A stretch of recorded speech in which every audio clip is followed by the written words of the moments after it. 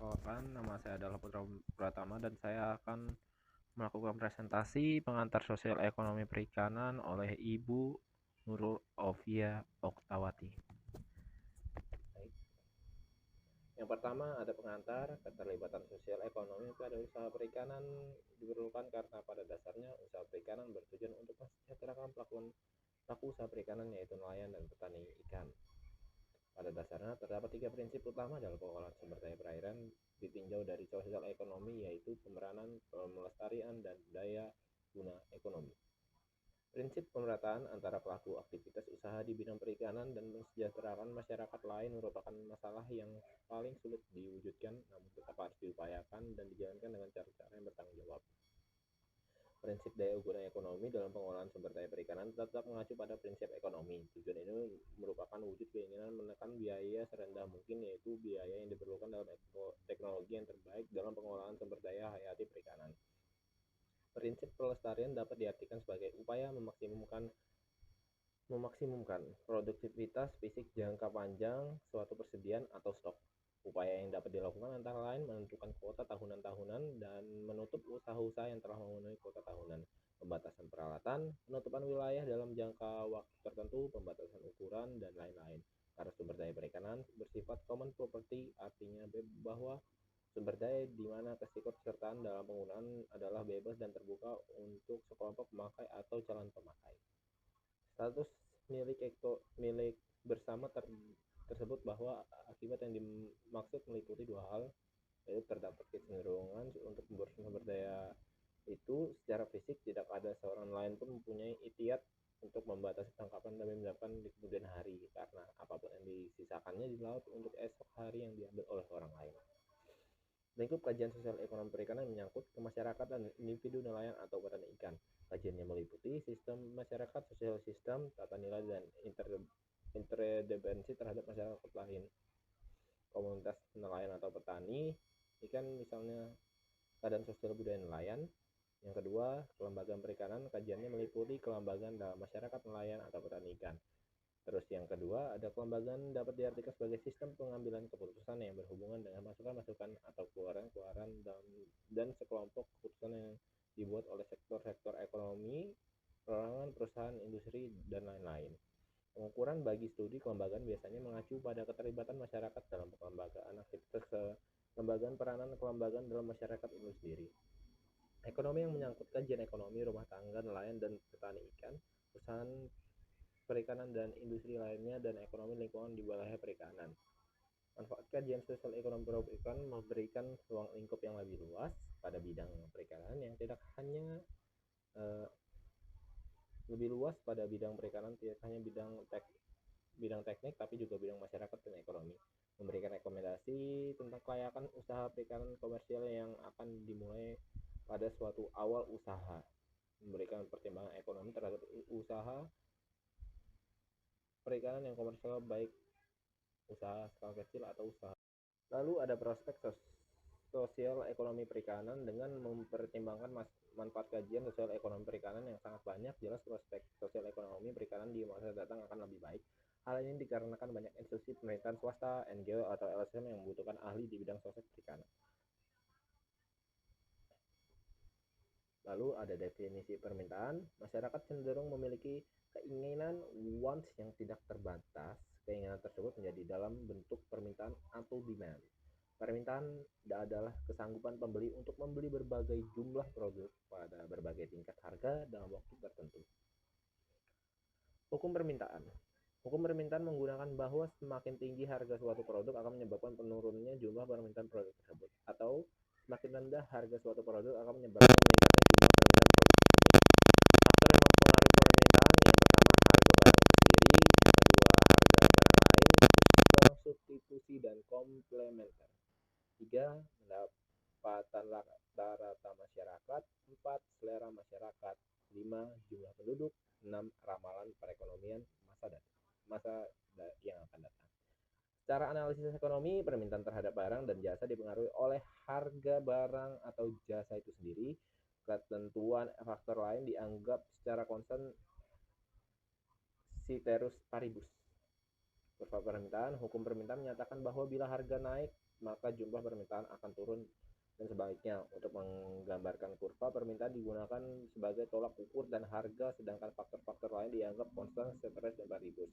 Ini teman-teman ada contoh kurvanya. Di sini dia ada harga permintaan, lalu ada kurvanya.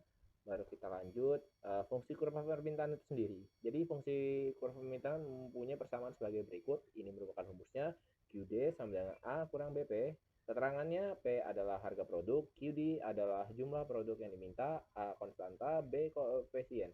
Untuk memperoleh persamaan kurva permintaan dapat digunakan rumus. Ini adalah rumus yang tadi adalah rumus dasar dan ini adalah rumus dari kurva permintaan itu sendiri. Q kurang Q1 per Q2 kurang Q1 sama dengan P kurang P1 P2 dikurang P1. Keterangannya P1 adalah harga mula-mula, P2 adalah harga setelah perubahan, Q1 adalah jumlah diminta mula-mula, Q2 adalah jumlah yang diminta setelah perubahan harga. Berarti rumusnya teman-teman adalah sebagai contoh itu berikut, bisa teman-teman lihat sendiri. Lanjut kita akan membahas pergeseran kurva permintaan. Jika harga tetap tetapi jumlah produk yang diminta bertambah, maka permintaannya akan meningkat seperti tabel berikut, gambar kurva berikut. Dan jika harga tetap tetapi jumlah produk yang diminta berkurang, maka permintaannya turun seperti gambar kurva di sebelahnya. Lalu jika harga naik tetapi jumlah produk diminta tetap, maka kurva permintaannya bergeser ke kanan seperti contoh kurva samping. Jika harga turun tetapi jumlah produk yang diminta tetap, maka kurva permintaannya bergeser ke kiri. Lagi-lagi ada contoh kurvanya. Yang lalu ada permintaan menurut daya beli konsumen. Permintaan efek ada dua, ada permintaan efektif, permintaan potensial.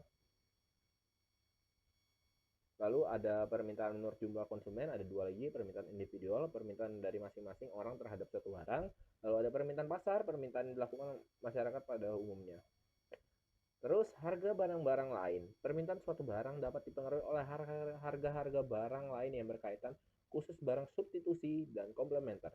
Misal, satu, jika harga tiket pesawat naik, maka permintaan akan tiket kapal akan naik, substitusi. Yang kedua, jika harga bensin naik, maka dimungkinkan permintaan akan motor akan berkurang, komplementer. Dan itu merupakan contohnya ya. Lalu ada hukum permintaan. Hukum permintaan mengungkapkan bahwa semakin tinggi harga suatu produk akan menyebabkan menurunnya jumlah permintaan produk tersebut, atau semakin rendah harga suatu produk akan menyebabkan meningkatnya jumlah permintaan produk tersebut. Pendapatan rata-rata masyarakat sebagai pembeli mendapatkan ini sangat penting dalam menentukan permintaan terhadap berbagai jenis barang. Dapat digolongkan dua jenis barang, yaitu yang pertama, barang normal. Asumsi terjadi kenaikan permintaan suatu barang apabila pendapatan manusia juga meningkat. Yang kedua, barang inferior, barang yang dianggap jelek masyarakat. Asumsi jika terjadi kenaikan pendapatan konsumen, maka permintaan akan suatu barang akan menurun. Misal permintaan akan geplek atau menurun. Lalu ada selera masyarakat. Selera masyarakat mempunyai pengaruh yang cukup tinggi terhadap keinginan masyarakat untuk membeli barang dan jasa. Misal, pada waktu tertentu orang lebih suka membeli barang secara instan, sehingga permintaan akan barang tersebut akan naik. Sebaliknya, orang tersebut akan meninggalkan barang yang bersifat instan dikarenakan mengandung bahan pengawet dan berbahaya. Lalu ada jumlah produk. Penambahan jumlah penduduk jenis akan menambah jumlah barang yang akan dikonsumsi. Akan tetapi proporsinya akan sangat tergantung pada pertambahan dalam kesempatan bekerja, dengan asumsi apabila penambahan penduduk disertai dengan penambahan dalam kesempatan pekerjaan, maka akan lebih baik orang yang menerima pendapatan, sehingga permintaan akan suatu barang dan jasa akan meningkat pula. Yang ada juga ramalan perekonomian masa mendatang. Jika para konsumen meramalkan kenaikan harga-harga barang di masa datang, maka diasumsikan bahwa saat sekarang permintaan akan barang dan jasa oleh konsumen akan meningkat, terutama terhadap barang-barang yang prediksi naik. Lalu penawaran, hakikat penawaran. Dalam transaksi di pasar, suatu permintaan akan terwujud apabila terdapat barang-barang dan jasa yang ditawarkan, dalam kutip, disediakan oleh penjual.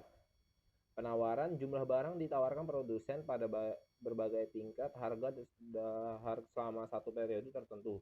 Jumlahnya penawaran sebagai akibat adanya permintaan dan sebaliknya sehingga antara penawaran dan permintaan tidak dapat dipisahkan. Lalu ada hukum penawaran. Apabila harga naik, maka jumlah barang atau jasa yang ditawarkan meningkat atau bertambah. Jika harga barang atau jasa turun, maka jumlah barang atau jasa yang ditawarkan berkurang atau turun. Lalu ada hukum penawaran berbanding lurus dengan harga barang. Hukum ini juga tidak berlaku mutlak, yang disebut ceteris paribus. Lalu ada faktor-faktor yang mempengaruhi penawaran. Yang pertama ada harga barang itu sendiri, lalu ada harga barang lain yang terkait, ada juga harga faktor produksi, biaya produksi, teknologi produksi, jumlah pedagang atau penjual, tujuan perusahaan, kebijakan pemerintah. Dalam analisis penawaran harus dimisalkan faktor-faktor lainnya, tidak berubah atau ceteris paribus yang telah kita sebutkan tadi. Harga barang itu sendiri. Jika harga barang naik, maka penjual cenderung menambah jumlah barang yang ditawarkan. Hukum penawaran, semakin tinggi harga barang, maka semakin banyak jumlah barang yang ditawarkan. Lalu, semakin rendah harga barang, maka semakin sedikit jumlah barang yang ditawarkan.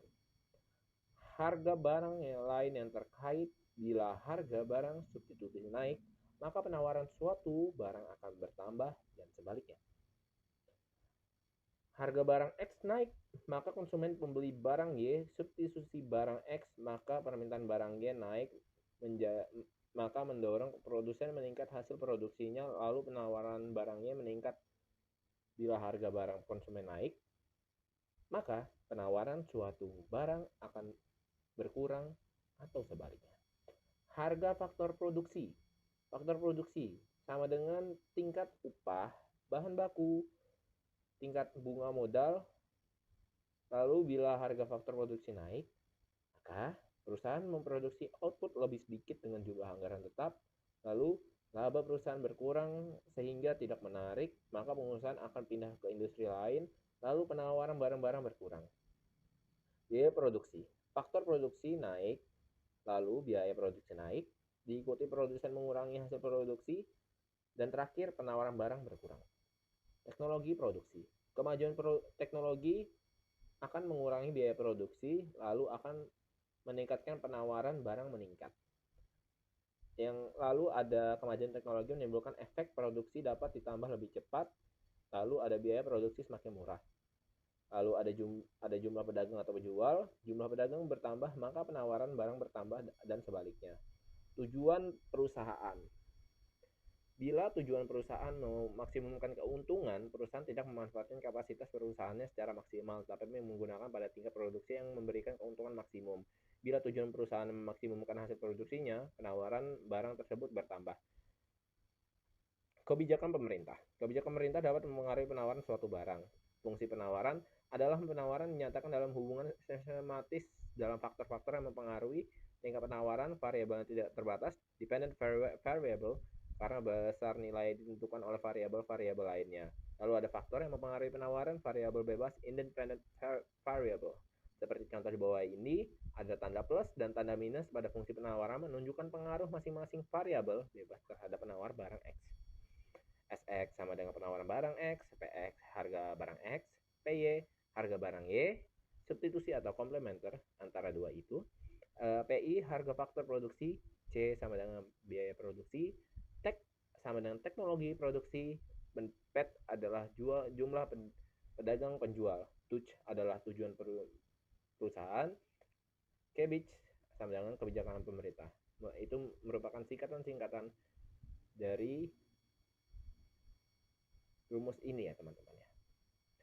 Lalu ada kurva penawaran menggambarkan hubungan antara harga dan jumlah barang yang ditawarkan, di mana sifat dari hubungan tersebut searah berbentuk garis yang naik kiri bawah kanan atas, berarti terdapat hubungan plus antara harga dan jumlah barang yang ditawarkan. Dalam analisis kurva penawaran dibedakan antara